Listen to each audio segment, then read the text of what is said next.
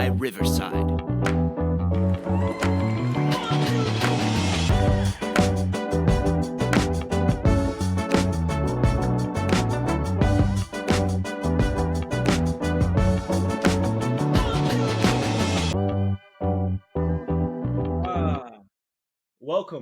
Welcome back. This is episode 4 of 3 in the Key with me, Jeremiah, and Grant. Man, we appreciate y'all joining us.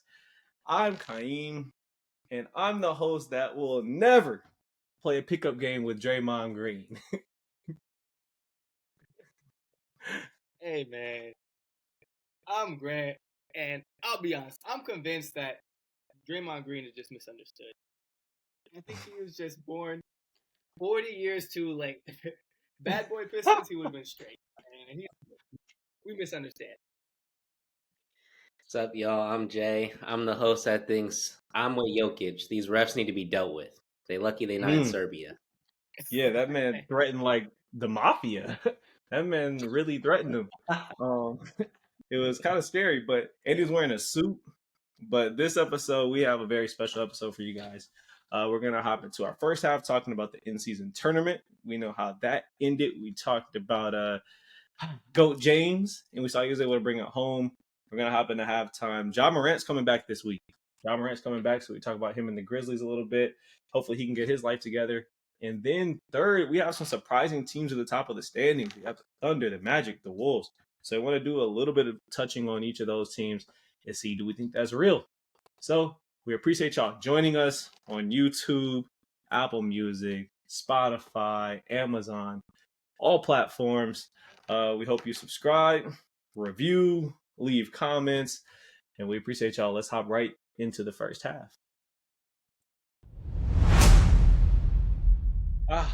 So let's hop right into the first half. In-season tournament this year, the inaugural in-season tournament, the first time the NBA has done this. We saw the final this weekend end with the Lakers taking the game over the Indiana Pacers to win the first NBA Cup. LeBron James won the first in-season tournament MVP, and LeBron and AD were part of the first in-season tournament, all first team. So it was a great tournament. We got to see a lot of players, man. Haliburton came out, had a good time. We saw the Pelicans, kind of soar high and then crash hard. But all in all, what do you guys think about the in-season tournament final? Hey, man. Y'all boys know what time it is. It's Laker time. We called it. And, Yeah. come on, what would you expect? One game? LeBron's going to do it in one game. AD 40 and 20? Come on. We do it all the way. So, the Pacers are a great team. Best offense in the league. I didn't even know that. Best offense in the league. Tyrese Haliburton is playing at an MVP level, which is, who knew that was going to happen? But it's the Lakers. It's Laker time. And this just goes to show how good they are. Lakers are a top 3 team in the West. You heard it here first. They're a top 3 team in the West. And I'm excited. This has brought the hype back up. The hype train is real. Hype train is real for sure. I mean, the Pacers, the biggest surprise for me was that the Pacers sunned the Bucks, basically. Like, don't get me wrong, it was a good game, it was a close game, but Tyrese Haliburton took over, not Giannis, not Damian Lillard. Tyrese Haliburton was the deciding factor in that not even series, in that game. And then they went on to get dusted by the Lakers, you know what I'm saying? It was too easy. They got dusted by the Lakers, and part of it was they're one of the worst rebounding teams. And so they're one of the worst rebounding teams, and they played the Lakers, who are pretty great at offensive rebounding specifically. And we were saying healthy Lakers. Did y'all see that boy Vanderbilt out there? He must have had like 5 offensive rebounds. Had to. Vanderbilt was hooping. I didn't realize how important he was to the Lakers, but actually, because in the playoffs, he kind of got played off the court last year because he was missing in 3. I was disrespecting him. But during the regular season, and hopefully in the playoffs this year, he is very important to the Lakers because he's guarding the best player on the other team. And the Lakers' biggest issue, they do have other issues, shooting and all that, but their biggest issue, lack of energy, lack of effort. And that's exactly where Jared Vanderbilt plugs in. But yeah, man, hey, shout out to y'all boys. Jeremiah and Grant both called the Lakers. I half called the Lakers. I said I was still thinking the Bucks, and then as soon as I said that, the Bucks immediately got smacked by the Pacers like the next day. So that was crazy. But what I did see for the first time, and this is my little brother, man. Hopefully, Kyrie, you're watching this at some point. We're watching the Lakers play the Pelicans, and he says, yo, this is playoff LeBron. And that's really what we got a chance to see during this tournament, especially the winner go home games. We got a chance to see LeBron taking charges, LeBron, the jumpers getting downhill, and really putting the team on his back all the way until the championship. But where I want to sit for a little bit, Grant, you brought this up, AD. Anthony Davis, 40-something points, 20 rebounds, 4 blocks.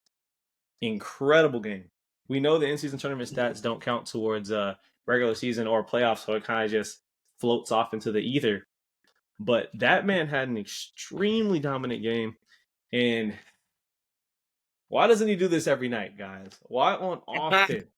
On offense, because I think Anthony Davis is a great defensive player throughout the year, but on offense, why can't he bring this level of force night after night after night? I mean, AD, always disabled. He just, he hasn't been able to get into a good flow. I do think the social media slander gets to him. I think he's a little bit soft on the social media slander. I don't understand. They always say when an AD plays a European big, he gets cooked. So maybe that's the reason. He wasn't playing a European big this game. But I don't know. I really wish AD could do this every game. I know he can't. I know he's inconsistent. But I think when it counted, he did it. I think LeBron very much motivated this team. LeBron was looking like he was 27, 28, looking like he was in Miami. He was flying. Like he was running down the floor. He was flying. Booming. Double clutch booms. Like, hey, man, I think LeBron inspired AD, and AD and LeBron both inspired the rest of the team. Because even the third option, Austin Reeves, 20 points. You get 20 points from Austin Reeves, you're probably going to win. So, that's my take. Yeah, I mean, for me, the craziest thing is Anthony Davis having that 40-20 game. The only other guys that do that are like Embiid, Giannis, and Jokic. And you know what those guys have in common? MVPs. Like, how can you... And the difference between him and them is consistency. That's all. Consistency. Anthony Davis, at times in the year, he's like top 5, top 10 in MVP voting. And then he gets injured or something, and then it's like, dang, does this man know how to play basketball? Then he heals in time for the playoffs, starts going off. And you're like, that's my guy. Where you been at? Like, where you been? Like, Anthony Davis is part of the reason why Stephen A. Smith called Zion fat. Like, he made him look so bad that they were like, yo, can Zion really hoop? And Zion's having a good season. Yo, they disrespected Zion. And, y'all saw Zion responded, put up like 35 right after they were talking all that. Yes. They were talking that stuff, but apparently he's out of shape. Bro, AD, let's look at what he really had. 41 points, 20 rebounds, 5 offensive rebounds, which is kind of wild. 5 assists and 4 blocks. Obviously, we don't expect 40-20 every night, but he was just he was living in the paint. How many threes? No threes. 0 for 0. So he scored 40 points off bully ball. And that lets me know he could do it. Now, he has said numerous times he doesn't like playing the 5. And to your point, Grant, the always disabled joint, he might feel like, yo, I'm going to get hurt if I do this every night. So maybe he's pulling back. But I think the difference between the Lakers being a second-round team, a third-round team, and being a championship team is Anthony Davis's offense. Because I do believe if health, first of all, health for LeBron and AD, but then it's Anthony Davis's offense because the truth of the matter is they're locking up on defense, they're rebounding the ball, they're physically imposing the Lakers, but scoring isn't easy for them. They do go some stretches where they're looking for LeBron to bail them out. They're looking for Reeves to bail them out. But in this game, it didn't matter. The Lakers, let's see, 2 for 13 on threes. 2 for 13 on threes, and they still won comfortably because they didn't hit their first three till the second half. But what are you going to do? We talked about the rebounding battle. They destroyed Indiana in rebounds. 55 team rebounds for the Lakers and 32 for the Pacers. So they destroyed them. Points in the paint, they crushed them 86-44. It was an old-fashioned 1980s smash mouth whooping, bruh. Whooping. We got to see GOAT James, and it was a pleasure. It was a pleasure. Bro, I told you, that's the fastest I've ever seen LeBron James move in a long time. Those two games, semifinals and finals, that was the fastest I've ever seen him move. And the Lakers played defense. When it comes down to the nitty-gritty, they're in a sit, they're playing defense. Yeah. And they know that their three-point shooting is horrible. Let's be honest. They're not a great three-point shooting team, which is crazy because that's what you need in today's league. But they get in the sit. Anthony Davis plays that 5 and defense. And then even Austin Reeves is locking up, getting steals. So, yeah. So, all right, let's hit the Pacers a little bit because I don't want the Pacers, like, obviously they took a L, but I don't want to act like they didn't have a good run.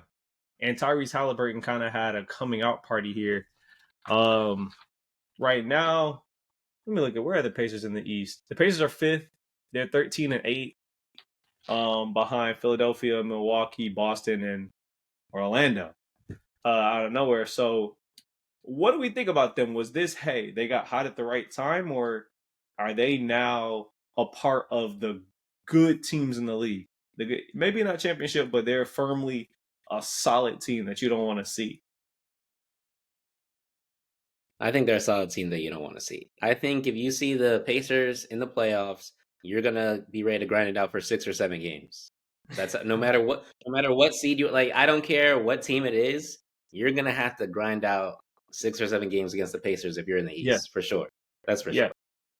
I think that the Pacers franchise has always been like this, where they slowly get better every year. Like, you don't think about it, but they're always in the playoffs. Tyrese Haliburton's having a coming out party. They had a stat that said this is only Tyrese Haliburton's. So the first quarterfinal game was his second nationally televised game in his 2-3 years in the league. In his career? Yes. So yeah, bro. Yeah, you have to understand. He was in Sacramento before that. He was on the Kings when they were in poverty. So exactly. Nobody wants this is the first time people have really seen Tyrese Haliburton, and I think the big thing that people are hitting on is his assist to turnover ratio. Man's dropping 15 assists with 0 turnovers. You don't see that in today's league, especially how fast-paced the game is. No. So they're building a squad over in Indiana. Is it a championship team yet? Probably not. But they're Tyrese, Miles Turner. They have great bench players, Neesmith and Nembhard. They're putting together something over there. I like it. They're hooping. Haliburton in his last 5 games on assists, 16, 11, 15, 13, 10. Like, Haliburton is wilding out passing the ball. And the most damaging part is that I didn't even know this, but he's a knockdown 3-point shooter. I didn't know that until recently. He's knocking down the 3. So what he's starting to create is a situation where it's not quite there before I say this, but it's almost Jokic-esque where, bruh, how are you going to guard him? Because if you guard him as a scorer, he has the floater. Like, if you let him play one-on-one, he has the floater. He can shoot off the dribble. Even though I don't know how he gets to that form off the dribble, but he can shoot off the dribble. He can mix it up. He hits the floater in the lane. And if you bring help, it's over. And most important, the biggest thing is they're playing fast. Like, I was watching them, dog. They're running the fast break off made baskets. Yeah. They're getting the ball up the court. Bro, So they have the best offense in the league. They're running the best offense in the league currently right now. So, of course, in today's game, you're going to get wins if you're running the best offense in the league. You're gonna get wins.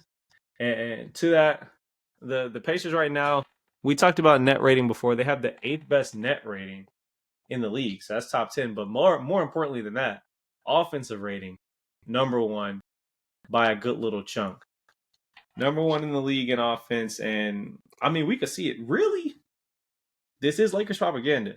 But if we take a second, the Pacers missed a lot of threes that I felt like they would normally make in that game, and I could see why it'd be very difficult to guard them. I could see. So they played a really good game very quickly because we do want to get to halftime pretty soon, but extremely quickly. Does in-season tournament mean anything for legacy? For LeBron's legacy, what will this mean in the future? NBA Cup MVP. What is this? Does this mean he's the GOAT? I gotta be honest with you. This means nothing right now. This means nothing right now because it's the first one. It's the first one, bro. It means nothing. It's the first one. It means nothing. I'm sure, like, later down the line, at some point, you know how statistics are these days and analytics. They'll be like, no team in NBA history has ever won the NBA Cup and not won the finals. Like, there's gonna be some crazy stat like that, or like every team that's won the cup has never made it to the finals. Like, you know, eventually that story is gonna be written like 10, 20 years from now. So I'd say it would start mattering in about 10 years probably. But right now, I will say that I think that teams that make it to the final are teams that you don't want to see. I think no matter what, those squads, when they're healthy, they're teams that you don't want to see. Legacy-wise, nah, bro. Nobody cares. Nobody cares because they're like, Jordan didn't get this opportunity. Kobe wouldn't get this. And my biggest issue with that was, bro, some people be like, oh, do you think Jordan would want to play? Do you think Kobe would want to play in this tournament? Bro, do you know how much Jordan loved winning and money? Do you know how much Kobe loved winning? Like, do y'all watch basketball? Do you know players? Like, that's ridiculous arguments. Of course bro, if they didn't win it, they're fighting their teammates. Are you kidding me? I agree with Jay. I think we can't tell for another 5 to 10 years how this will affect his legacy. I think it's kind of like the play-in tournament, how we don't know how it will play out. Like, imagine the team is 10th in the play-in tournament and then they make it to the finals and win the finals. That's a legacy builder. Like, so we won't know. I'm just kind of sad that we didn't get to see players like Kobe, Jordan, Dirk, Dwayne Wade in the play-in tournament. Well, not play-in tournament. The in-season tournament.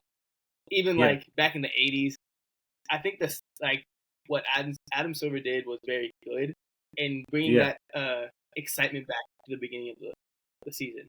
I like the one-game elimination. It feels a lot like college basketball, where anything can happen in one game. You know, you have the NBA playoffs where it's 7 games, and usually the better team wins in 7 games. So I think this was good. I think in terms of legacy, we'll see. We'll see. Those are all great points. Yeah, I think we don't know. What I do know is that LeBron got it just in case. I do think that he's looking at it like, look, we know this is nothing right now. It's the first one. But just in case this becomes something for the young ones, I won one of these. I might win that joint next year. They're gonna look back and be like, LeBron won the first in-season. I said they're gonna look back and be like, LeBron won the first ever in-season tournament MVP. It's true. But no, I was gonna say when they put those graphics up, those Bleacher Report graphics of all the accolades, they will put those MVP. They will. Next to them. They'll add those all-star. You just added 2 more. You'll have it there. Nah, bro, they be having some crazy jackets. That NBA 75 jacket is wild. But yeah, bro, win or go home basketball, I realize as a fan, I can't get enough. You rarely get to see win or go home basketball. So that's great. That was a great first half. Oh, somebody's coming in mid-recording. It's fine. Y'all know how it is, man. This isn't a professional studio. But let's get to halftime really quickly, man. Hey, we appreciate y'all staying with us. We're going to be back with Ja Morant very soon.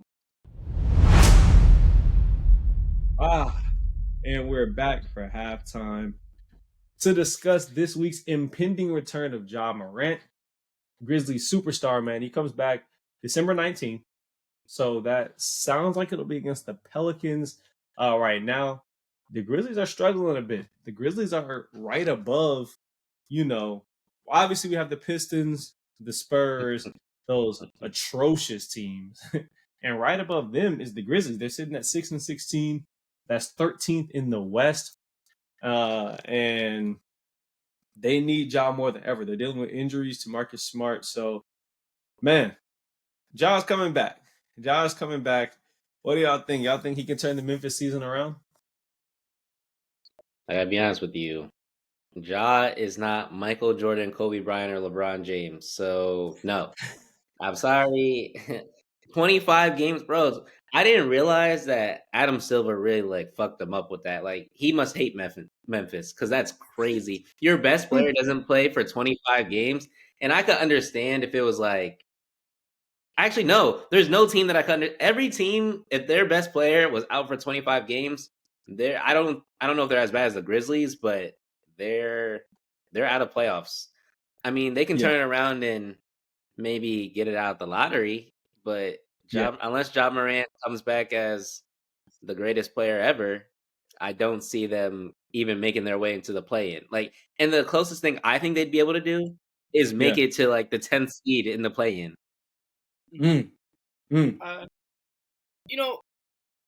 slightly disagree with you. I think they could be a play-in team. Bro, Ja Morant is an MVP caliber player. That's someone who, in his prime, is competing for MVPs. The issue with the Grizzlies right now is they don't have a facilitator. They got rid of Tyrese Jones. They have Bane running the point, which is Bane is doing what he can. Bane's hooping. He has Bane's hooping. Yeah. But he's a 2-guard. Ja is the consistent 1-guard, getting the passes, the genoculars. Come on. So I feel like Ja can bring this team back. If he returns to the form, of course, that he was before he got suspended. He's 25 games late. He's kind of on board back into the league. But I think the Grizzlies can do it. I think they can do it. I think they should be able to do it, actually. So, man, look, I'm not even going to pull these up. These are some stats going on with the Grizzlies. This is bad. So they finished second in the West the past 2 years, right? So they were the 2 seed last year, 2 seed the year before that. They were kind of one of the most. We're going to talk next half about the Thunder, the Wolves, the Magic. The Grizzlies were that team. They were headed up the escalator. But now, they're second worst in the league in scoring points per game. Second worst in the league field goal percentage. So they're bricks. Third worst in the league 3-point percentage. Third worst in the league assists per game. So like you said, Grant, they need a facilitator. Fifth worst in the league rebounding. In their bottom third, which means they're between 20 and 30 in turnovers per game and fouls per game. They're bad in every aspect. They're decent at defense because one thing that they are doing is they're top 3 in the league in blocks, and Jaren Jackson Jr. is still doing well on that end. But when you can't score the rock at all, then you have to be a juggernaut on defense. And Ja Morant is going to improve them, but I don't think he's going to improve them enough to get them anywhere close to what we saw last year. Here's my take on that.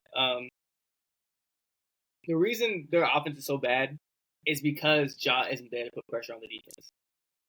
Him being there opens up everyone else. So their 3-point percentage is so bad because no one has to worry about Ja booming on them. Their assists are so bad because no one's distributing the ball. Bane is not a natural point guard. And no. Of course, Bane can score, and that's what he's there to do. Jaren Jackson Jr., he's not the greatest one-on-one offensive player. He needs to be set up. Ja was there to set him up. I think, and you said their defense is still doing very well. Yeah, it's still okay. Blocks. I think you guys will be surprised how much better the Grizzlies get when Ja comes back, because the whole team is built around him. Yeah. When he's not there, of course they're going to be dysfunctional. That's fair. The one thing I have to give them a break on, they gave away Tyus Jones, and they had to do it to bring in Marcus Smart, which they felt like they needed to do because they had no starting point guard for 25 games. So Tyus Jones, universally considered the best backup point guard in the league, he's gone. Marcus Smart, they brought him in, great player, but he's been hurt, dealing with injuries. Ja Morant, suspended for 25 games. So they legitimately have no point guard. Like, all the people they brought, they have Derrick Rose. They have 36-year-old Derrick Rose. And, Derrick Rose, he's going to give you a game, 1 out of every 4, 5, 6 games. He's going to do his thing, but they really could use like a Mike Conley. I'm going to talk about Mike Conley later when we get to the Timberwolves. They just need somebody. And I do think Ja coming back will click things a lot for them. But it's just so bad. 6-16, they have a lot of climbing to do. The real question is, will Ja Morant stay on the court, bro? Will Ja Morant stay on the court this year? Or, will we see a repeat of what we've seen in the past? And we're obviously seeing Adam Silver is not playing this. Adam Silver is not playing the Ja Wick, bro. This man thinks he's a darn. This man thinks he's dangerous. I would hope that he can stay on the court. Again, he's MVP caliber. Adam Silver gave him such a harsh punishment because if we think about it, LeBron's about to be out of the league. Yep. Within the next probably 3 to 5 years, he'll be out of the league. He won't be playing at the level he's playing at right now. Maybe. We keep saying that, but he keeps doing it. Who's next? We're still looking for who's next. Is it going to be Luka? The issue with Luka, he's exciting, but when we think of the greatest, like the faces of the league, we think of Magic and Bird. We think of Jordan. We think of Kobe. We think of Ron. We think winners. You think of winners. Winners, exciting athletes. Jumping out the gym, the highlights, the dunks, the step backs, the break your defender down. That's what you think of. And of course, Luka's a great player. He doesn't have the athleticism. I thought it was going to be Ant, but we'll touch on that a little bit later. Yeah. Ja has the full package: the athleticism, the personality. He is kind of being pushed by the NBA. We thought it was going to be Zion, but we see how that's unfolding. So I think Adam Silver saw this as an investment that he was losing money on if he didn't get this in check. So hopefully Ja understands that it's a business, and hopefully he knows that he could be that guy for at least in 2020. That's huge. Big shoes to fill, because the other thing that all those people have in common that you mentioned, I mean, and this is no hate, no xenophobia, but they're American. Americans like cheering for Americans. And so what we're seeing right now in the league is that the best players are Jokic, Embiid, Giannis, and nobody's going to say it out loud, but the NBA community, America, is low-key waiting for some kind of American player to take that joint from LeBron so he can hold on to him. And Ja Morant definitely has the raw ability to do it. I think even in the best case scenario, though, I think something a little different. Even in the best case scenario, I think Ja Morant's play style means he's going to have a shorter prime than most all-time greats. Like the all-timers. Yeah. So long term, I don't know. But short term, I am actually very happy for the man. I'm happy he's coming back. There's only one thing he has to do. Don't pull out the firearm on social media. And the thing is, you would think as a grown man, that's an easy thing to do, but it's not for him. It's like it's not an addiction for him. It's an addiction for him. Some players like gambling. Some players like paying for sex. He likes pulling out the bliggity on social media. I just, something for everybody, I guess. Because he's immediately guilty. Like we're seeing Giddey. We talked about Giddey last episode. Charges that are way worse than what Ja is doing. But at least there's not a clear video of him doing it every single time. So if he does it again, he's probably going to get 50 games. So he probably should get his act together. Do you think Adam might suspend him for a season? No, I don't think so. No, I think he has about 3 more offenses before he's gone for a whole season. Yeah, bro. Adam plays around with a lot of things, but there's a couple of things that he won't play with: weed and gambling. He doesn't play. He doesn't go for those, bro. You can damn near do anything else. Don't smoke weed and don't gamble on games. That's it. What about Adam's bread? Is he playing with his bread now? I don't think. What's really crazy? I think he probably made up that bread with the in-season tournament, to be completely honest with you. Yeah. And the ratings they got for that in-season tournament, he probably damn near forgot about Ja. Yeah. I mean, honestly, I think the league is moving on without Ja. Ja has to recognize that. Has to be humbling. The Grizzlies are terrible now and nobody cares. The league always will move on. Yeah. The league will move on, boys. Man, that was great. I was debating whether I'd do this or not, bro. 60 seconds, because we need to get to the second half. But I just have to do this. Halftime bonus for y'all, for the viewers that made it this far. Will Draymond Green be suspended? Draymond Green did a dirty flying back fist on Yusuf Nurkic and tried to act like it was an accident and walked away. Oh. Will he get suspended? Well, I was watching that game. Yeah, he's getting suspended. First of all, I knew immediately he was getting ejected. Yes, he's getting suspended. He was like, I didn't mean to do. Bro, do you know how much effort? He swung his body around to just swung his body to the side. And punched him. Like, full out punched him. But no, the worst part is, for no reason. For no reason. Bro, wasn't it in the first half? I was watching that game. Ridiculous. That's what I'm saying, man.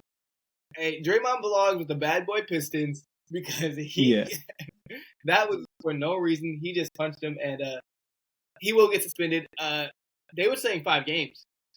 Probably 5. Yeah, I know Vince Carter and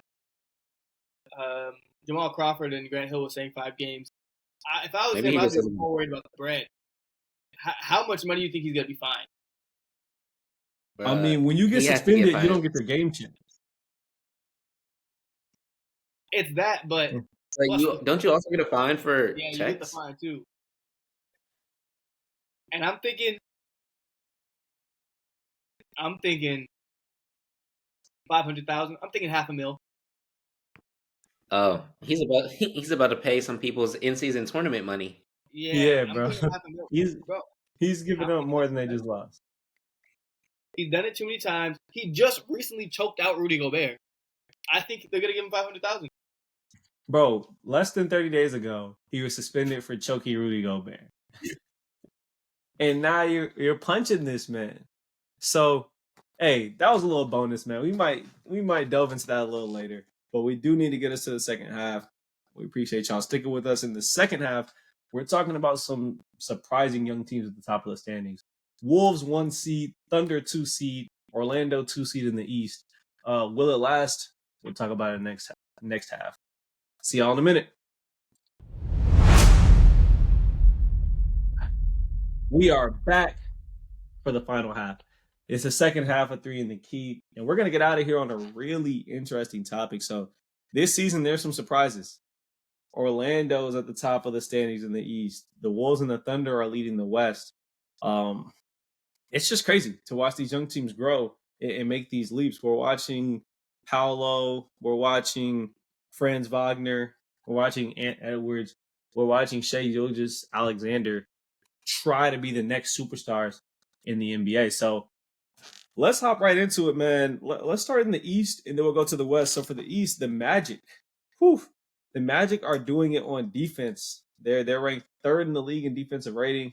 Like I said, second in the East. They're sitting at 16-7, but they're 8-2 in their last 10. So what do we think, man? What do we think? What are we seeing with the Magic? The one thing I've noticed about these top teams is that none of their players are in the MVP conversation. Maybe Shai, but these are all team, like they're playing team basketball. France is averaging 20. Paolo's averaging 20. There's 6 players on the Magic averaging over 10. These are teams. Something I've noticed about the league now, especially because, I'm a Clippers fan. I've been watching the Clippers a lot. The ball sticks too long. The stars want their own stats. They're dribbling the ball too much. The Magic are passing the ball. They're getting out on the break. And they're sitting on defense. They're young and hungry. Timberwolves are young and hungry. Defensive stands. OKC's young and hungry. And they're exciting to watch. I didn't think it was going to be the Magic exciting to watch. I didn't think it was going to be like this. But they're an exciting team to watch. Yeah. Jay, man, you seeing anything out of the Magic this year?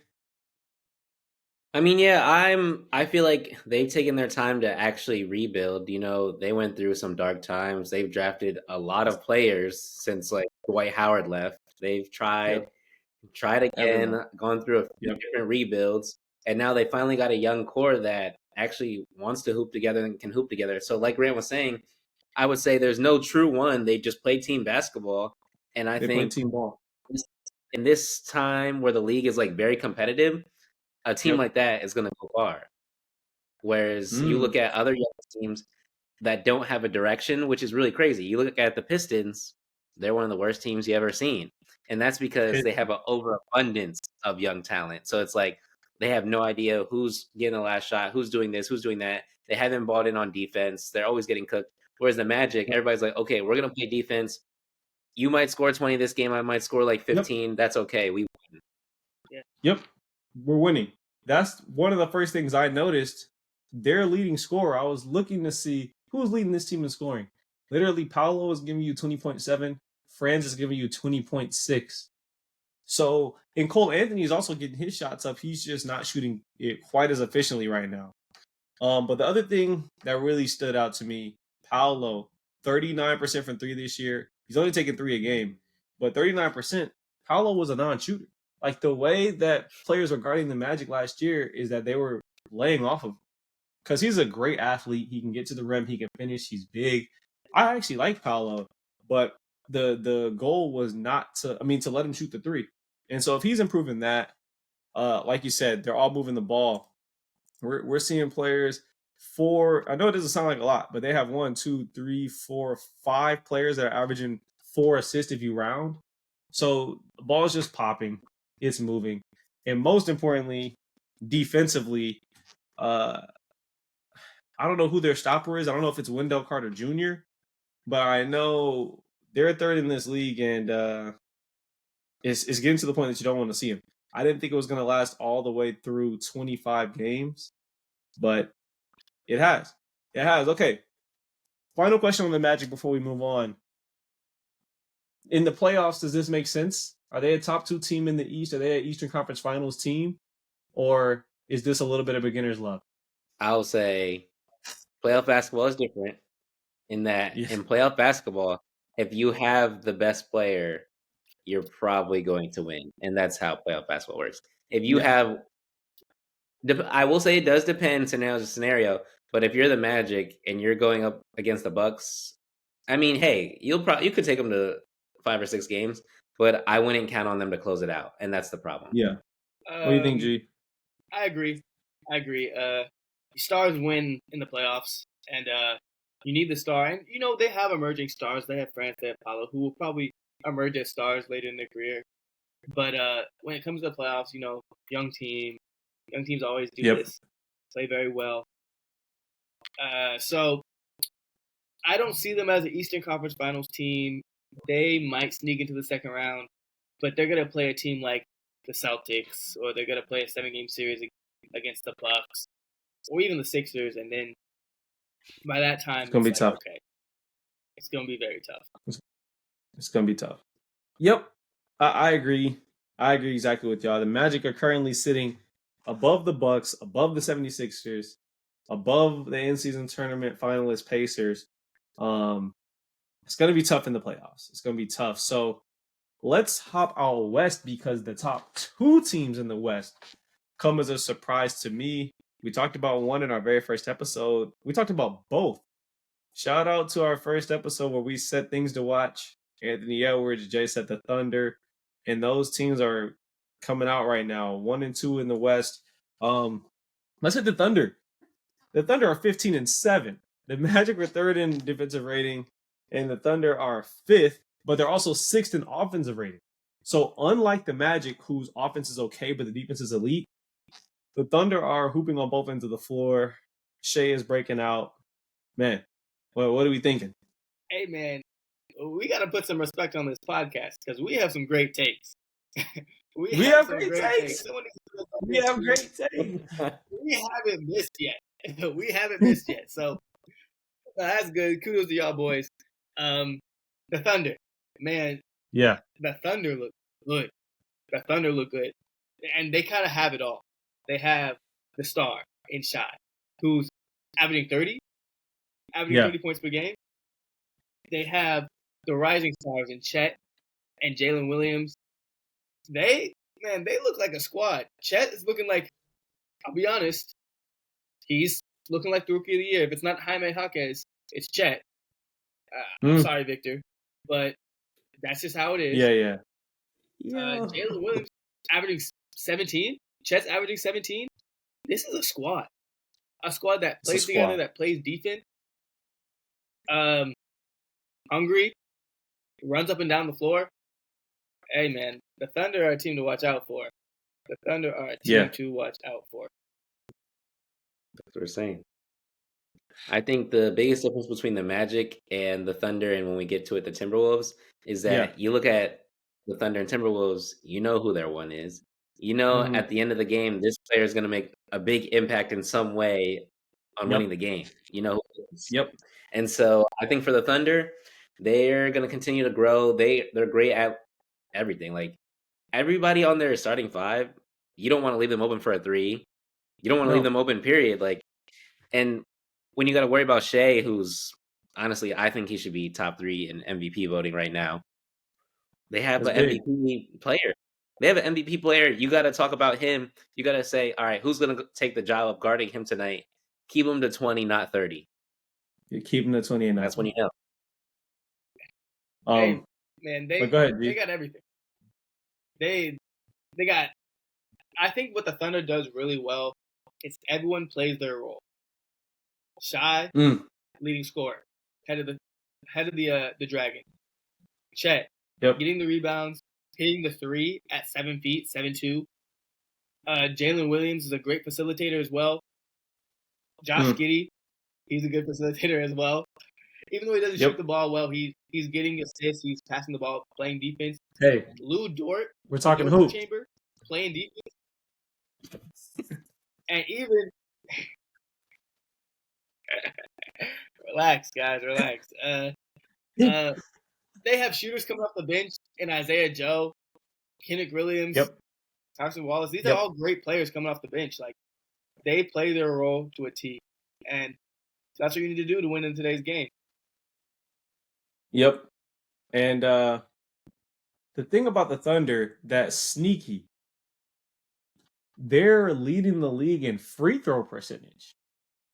It's that sneaky stat that nobody talks about. It's not exciting, but Shea, who's taking the most free throws, is hitting 92%. Those are Steph numbers.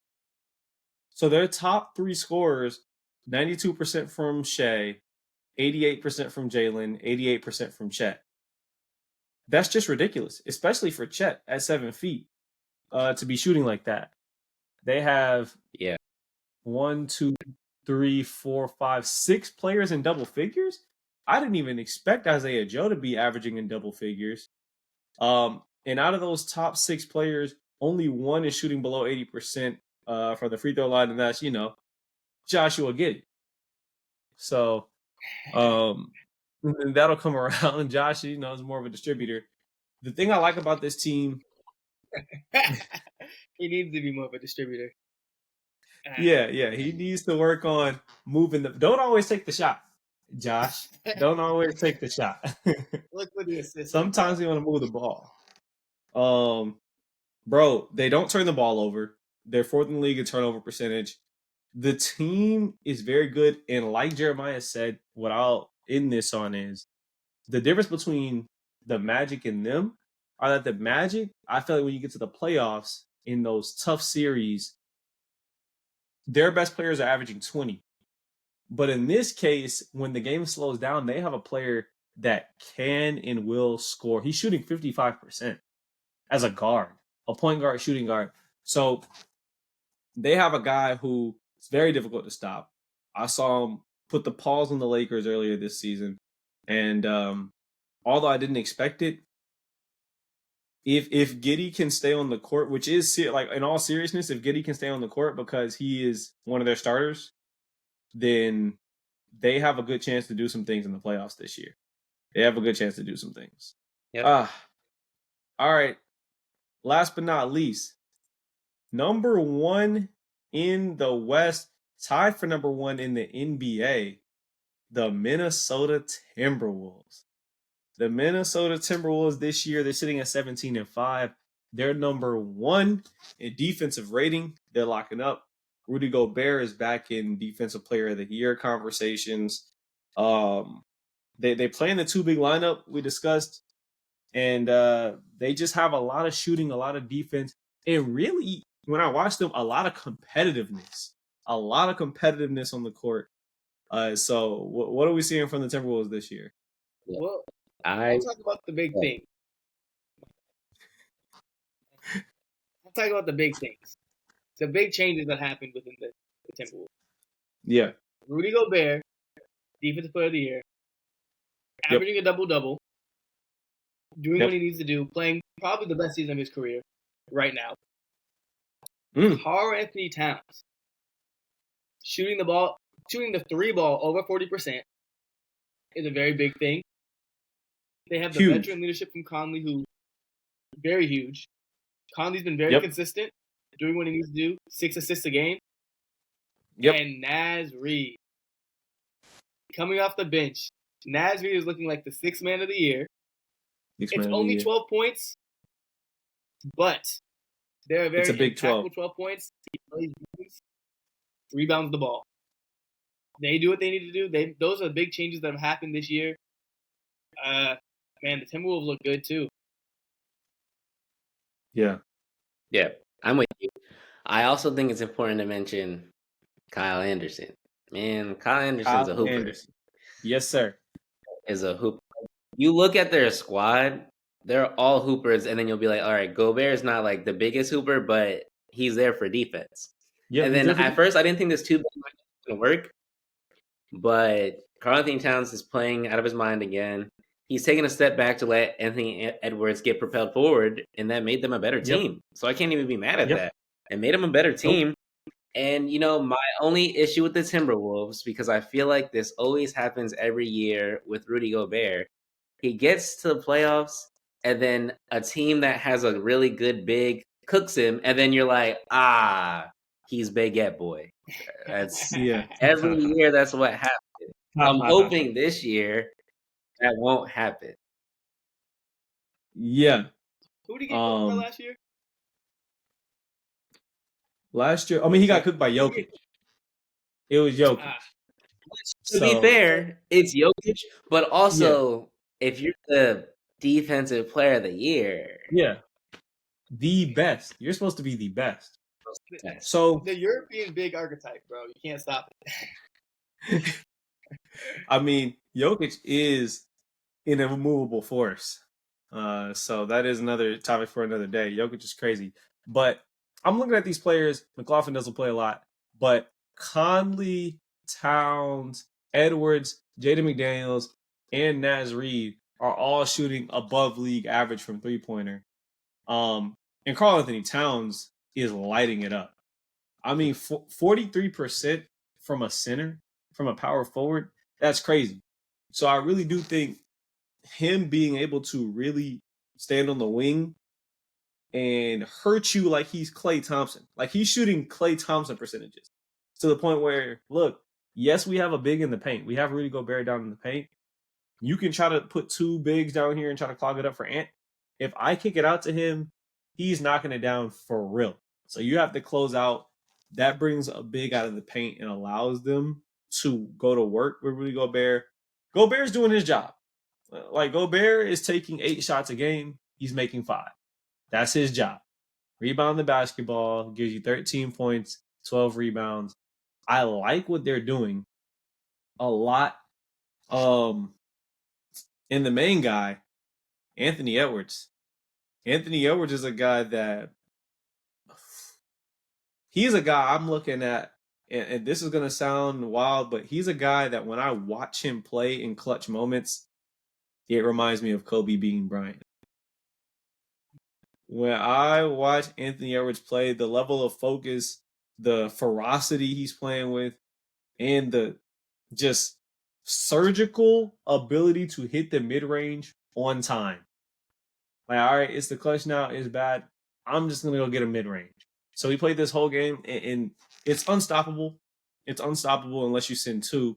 So they have a guy that I think needs help for sure. But if he has a good enough supporting cast to keep a game close, I don't want to see him. I don't want to see him. He puts fear into the heart of the teams he's playing against, for sure. I actually have a question for you guys. So we talked about the Thunder. We talked about the Timberwolves. Number 1 in the East is the Celtics. Who's number 2 in the East right now? Magic. The Magic. The Magic?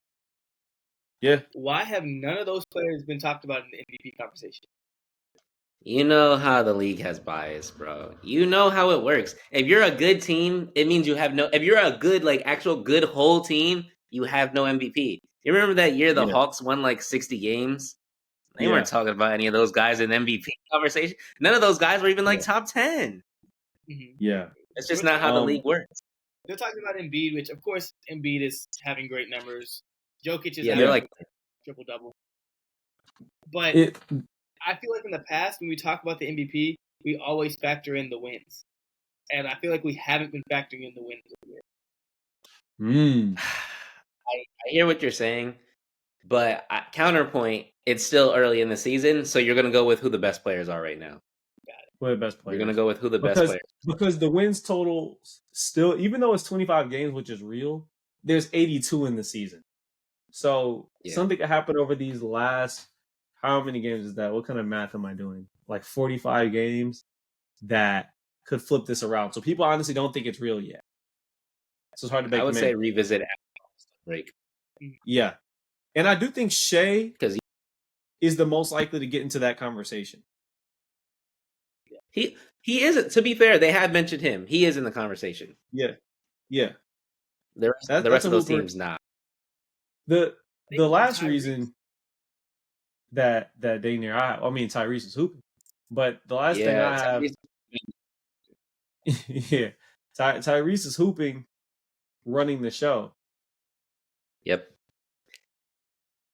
that's how we do it.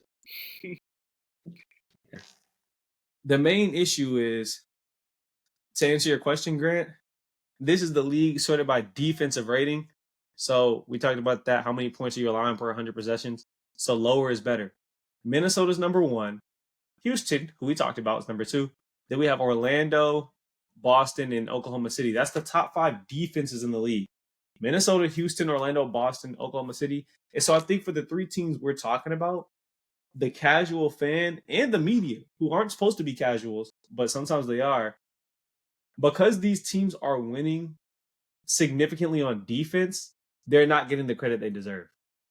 They're not getting the credit they deserve because a big reason that they're at the top of their conferences is on the defensive end. and we just like what's sexy. Defense is not sexy. So we look at them and we say, yeah, they're winning, but all they're doing is sitting in a defensive stance. All they're doing is rotating well on the backside, calling out the help, calling the screen. And we want the guys like Jokic that are hitting the three from the logo, getting 10 assists a game. That's what we're looking for. Yeah. That's how it works. Hey, man. I guess we'll see. That might be a conversation for a later episode. Yeah. See what happens. We will revisit this. We'll see what happens. Hey, last thing. OKC 3rd in net rating. Orlando 5th. Minnesota 4th. We got some real teams. I asked about the Magic. Now for the West, the Thunder and the Wolves. Can they make playoff noise? And I don't mean championship. Can they be conference finals teams? Because that's what 1 and 2 means. They should be in the conference finals. I'm gonna go back to what I said earlier. If you have the best player in the playoffs, then yeah, you can make some noise. But if the Timberwolves or the Thunder go up against the Lakers or Nuggets, or even the Suns, no. Yeah. No. So it depends on how the bracket turns out, but definitely not. And for Orlando, I feel like it's even harder because they're a whole team. So I would give it to, honestly, I think I would give it to the Thunder over everybody. Yeah. I agree. Thunder's probably the best because you talk about whoever's the best player on the floor. Is Shy not the best player on the floor? Best player on the floor right now. That's what I'm saying. Most of the time, he is. To LeBron and AD right now, which I know sounds crazy. At this very moment, it's right there. It's right there. It's right there. The difference between the Thunder and the Timberwolves to the Magic, the Timberwolves and Thunder do have that experience. They have the playoff experience. The Thunder have been in the play-in. They kind of have they have Shai, who's probably an MVP candidate, probably going to be the best on the floor most of the time. And the Timberwolves have the veteran leadership. They have Conley. They have Rudy Gobert. They have all their players have been in the playoffs. Ant's their youngest starter, Ant is their youngest starter. I think they'll have deeper runs than the Magic. I think they'll just be more competitive overall. Brad Jay, you look like you have something to say about that Gilgeous-Alexander over Bron take. Listen, I don't want to go in on Grant right now, but yeah, Gilgeous-Alexander is better than Bron. No. This very moment. You can say he's bro for this moment. If he was better than Bron, they would have won the in-season tournament. And you know what? Where were they? They've been at home for 3 weeks. They've been at home for like 3 weeks. Nobody cared, bro. Yeah. When Bron at his best is still up here and Shea is down here. So and AD is in the middles. No. I do think when they play hard, this is the problem. When they play hard, LeBron is better. But over the course of the regular season, LeBron is not playing hard that often. In the regular season, I actually probably would take Shea. But when it's game 5 in the playoffs, that's a different story. That's when you want brother Bron. So yeah. Hey, great takes. That brings us to the end of the episode. We got through another one. We appreciate y'all for making it to the end. Man, remember, leave comments on the YouTube channel, like the video, subscribe to the channel, send it to a friend. If you listen to podcasts, we're on Spotify, Apple Music, everything. And hey, man. Argue in the comments if you need to. Yeah. Yeah, argue if you need to.